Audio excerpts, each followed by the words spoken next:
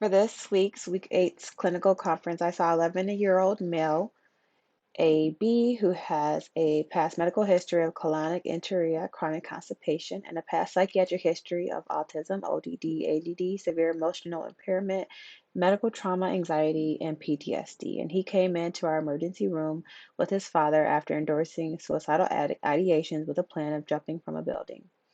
He was unknown to our service previously, and we obtained his history from him and his father. So, Mr. Little Boy AB was brought to the AD after chatting with a school teacher in a private chat at school, expressing that he, quote, wanted to die. And after his father discussed these concerns with the therapist and the psychiatrist, it was recommended to bring him to the ED. He's been feeling suicidal, he says, his entire life and constantly has thoughts of death.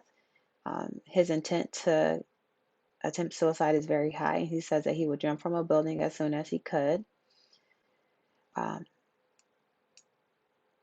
and discussing his correlation of increased suicidal ideations um, with the patient, he says that he's been feeling more suicidal because he's been being bullied at school by different kids about his physical characteristics, such as his freckles, and he's been called several hurtful names.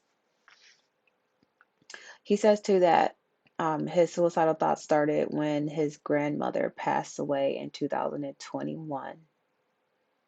He describes his mood as depressed and over the past few weeks, now currently, and over the past few weeks, and he rates his mood as a 1 out of 10.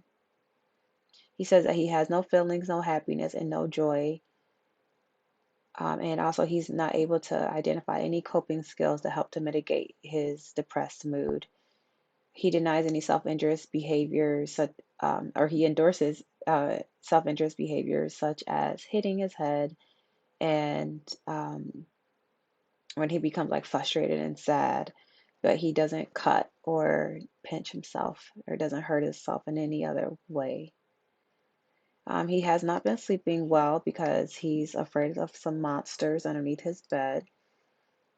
He says he's only getting about an hour of sleep every night.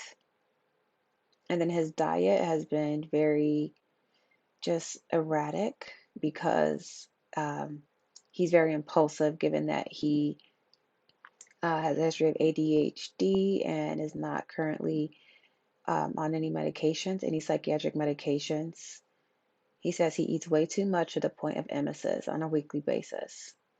So, upon psychiatric review of system, he denies any anxiety symptoms. He rates his anxiety as a 1 out of 10. He denies homicidal ideations or any diagnostic symptoms of OCD. He also denied any auditory or visual hallucinations. So, in discussing the concerns and what brought little boy AB into the emergency room, his father also did say that the patient has been having some issues with other students at school where he's been suspended several times just this year for hitting and slapping and saying inappropriate things to other students.